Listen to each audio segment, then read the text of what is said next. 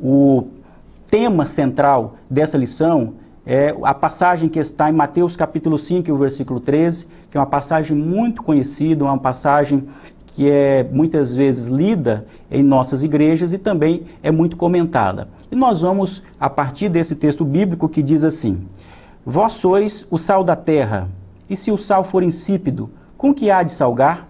Para nada mais presta, senão para se lançar fora e ser pisado pelos homens. Vós sois a luz do mundo, não se pode esconder uma cidade edificada sobre um monte, e nem se acende a candeia e se coloca debaixo do alqueire, mas no velador, e dá luz a todos que estão na casa. Verso 16. Assim resplandeça a vossa luz diante dos homens, para que vejam as vossas boas obras e glorifiquem o vosso Pai que está nos céus. É uma passagem muito contundente que Jesus utiliza logo após o seu Sermão do Monte. É uma alegoria cujos elementos que ele emprega aqui, o sal e a luz, trazem ensinamentos ricos para a nossa vida, para a aplicação nos dias atuais. E a partir desses dois elementos, tanto o sal como a luz, nós podemos trazer alguns ensinamentos valiosos para nós na atualidade. O que nós precisamos ter em mente e que você deve enfatizar para os seus alunos é que essa alegoria de Jesus, o objetivo principal dela é destacar o testemunho ativo dos cristãos na sociedade. Sal e luz. Quando nós falamos sobre sal, hoje nós podemos ver o sal como um elemento muito simples, é um condimento utilizado na culinária, e às vezes nós não reconhecemos o valor que ele tinha na cultura judaica do tempo em que Jesus utilizou esta figura de linguagem. Mas naquele contexto o sal tinha um valor muito grande, um valor social, um valor simbólico também muito grande.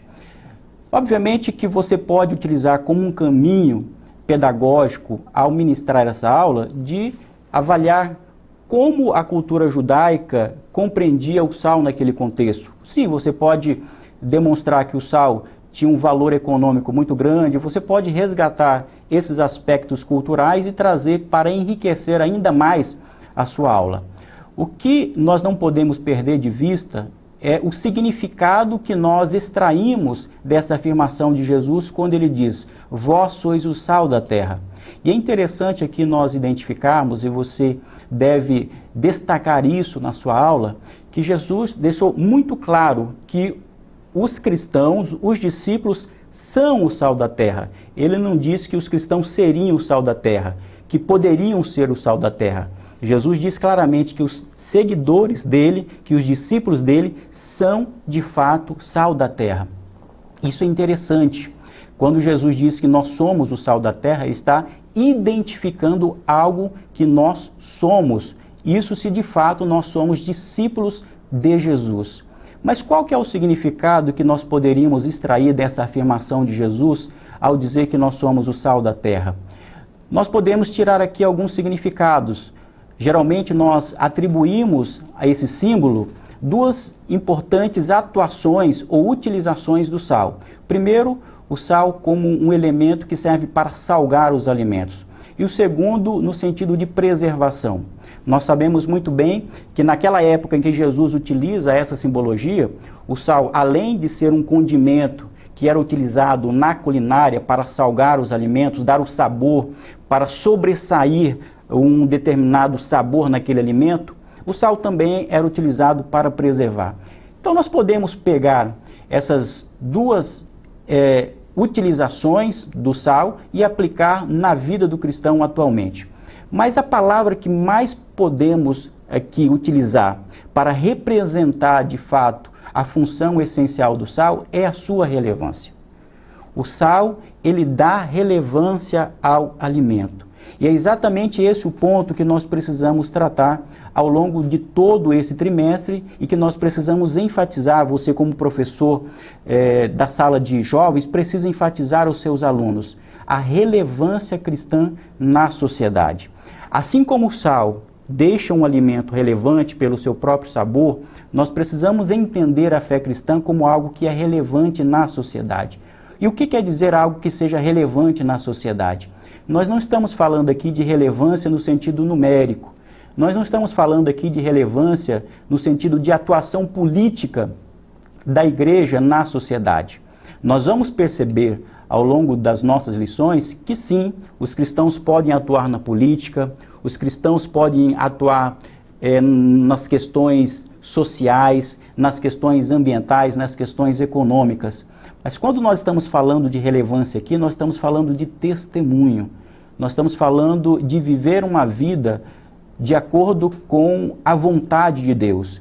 E quando o servo de Deus, quando o homem de Deus vive de acordo com a vontade de Deus, o seu testemunho é notado na sociedade. Então, nós precisamos ter isso claramente. Nós precisamos perceber que ao falarmos de cristianismo, nós precisamos entender que a fé cristã não é simplesmente uma relação pessoal e espiritual do homem com Deus do ponto de vista particular. É isso, mas é muito mais do que isso. Nós precisamos entender que a vida cristã ela não se restringe aos limites religiosos, aos limites da igreja. Nós precisamos entender que a fé cristã é relevante para influenciar a sociedade, para influenciar a política, para influenciar os meios de comunicação, para influenciar positivamente a vida em sociedade. Então, esse é o primeiro sentido que nós extraímos aqui do Sal. É isso que nós estamos dizendo, e deixe isso claro para o seu aluno. Nós precisamos ser relevantes na sociedade. Os jovens, geralmente, eles têm algumas dúvidas sobre a fé cristã. E muitos perguntam, mas qual é a relevância da vida cristã?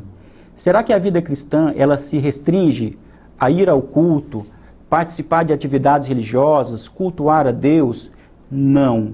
Nós precisamos entender que a fé cristã é uma visão de mundo abrangente, que todas as coisas que foram criadas por Deus e que todas as coisas estão debaixo do senhorio de Cristo. Eu acho interessante aqui também, nessa figura de linguagem acerca do sal que Jesus utiliza, é exatamente a ideia que nós podemos extrair de que o sal ele só tem validade se ele entrar em contato com uma outra substância. O sal isolado, ele não serve para nada. O sal sem sabor, ele não serve para nada. Mas quando esse sal, ele entra em contato com a comida, a partir daí, esse sal é notado a sua utilidade e também o sabor no alimento. E isso acontece em relação à fé cristã. A fé cristã, ela é notada, a relevância da vida cristã, ela é notada em sociedade quando nós interagimos com a sociedade. E ao entendermos essa concepção de sal, nós vamos então extrair o ensinamento que a fé cristã, ela ao entrar em contato com a sociedade, através da pregação do Evangelho, através de uma atuação social específica, contundente, direcionada pelo Espírito Santo de Deus, aí nós vamos entender que de fato nós fizemos a diferença na sociedade. O segundo elemento, segunda simbologia que Jesus utiliza no capítulo 5 aqui do verso que nós estudamos é exatamente a luz. E mais uma vez nós extraímos aqui um significado relevante. Se o sal ele tem uma importância de dar sabor ao alimento, a luz ela aquece os ambientes e ela também traz a luminosidade para aquele ambiente. Nós poderíamos aqui fazer uma análise do que é a luz, como uma onda da física que se propaga e que atinge os objetos e provoca uma certa alteração. Você pode dar essa explicação aos seus alunos, mas nós precisamos aqui ter em mente a simbologia e o significado da simbologia que Jesus está utilizando aqui.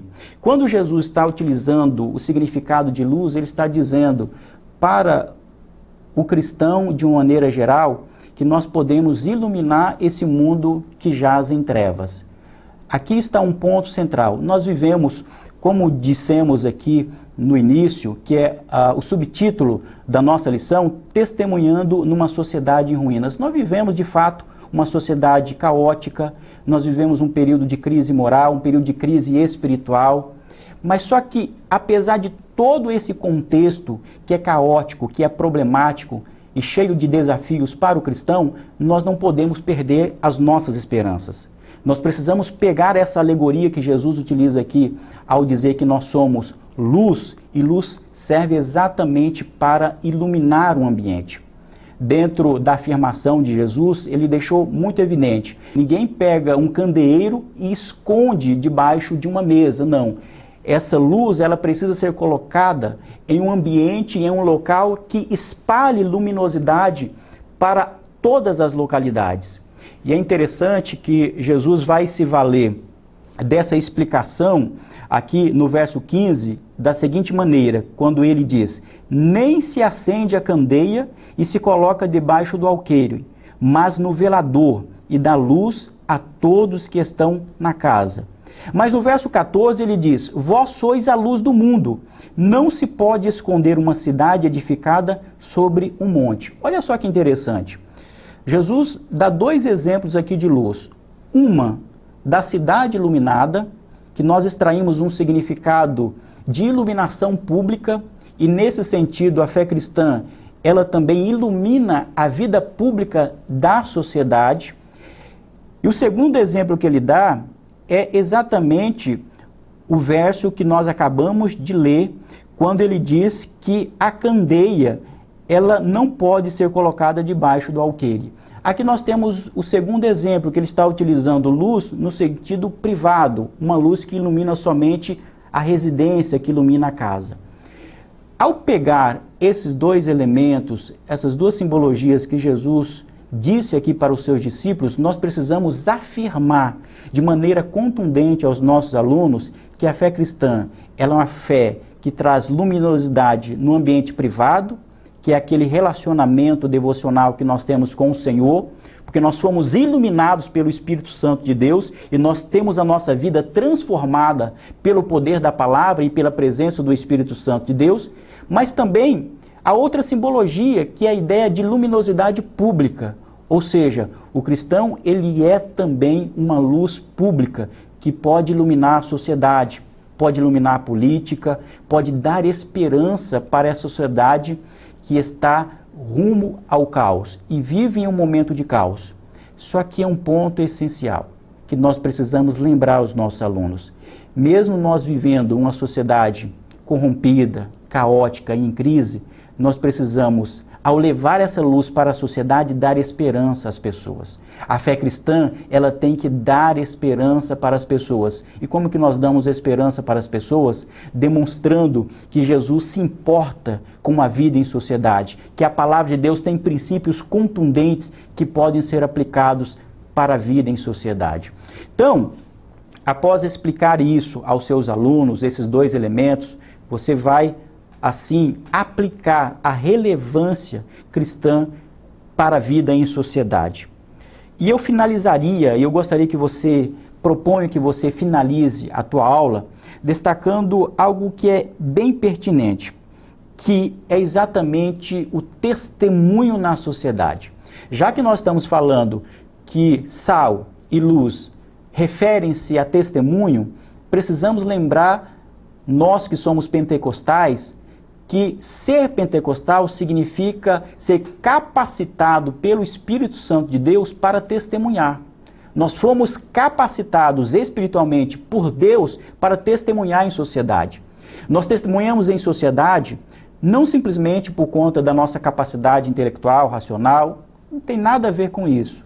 Nós fomos capacitados por Deus e nós vamos entender isso a partir do derramamento do Espírito Santo de Deus ali no capítulo 2 de Atos dos Apóstolos, quando a igreja, quando os discípulos recebem o batismo com o Espírito Santo, para quê? Eles recebem essa capacitação espiritual para testemunhar em sociedade. É interessante que um dos símbolos da fé cristã e especialmente do pentecostalismo é o fogo. E o fogo é um tipo de luz, que ele aquece e ele ilumina. Então, nós que somos pentecostais, precisamos nos valer dessa capacitação do Espírito Santo de Deus para testemunharmos em sociedade.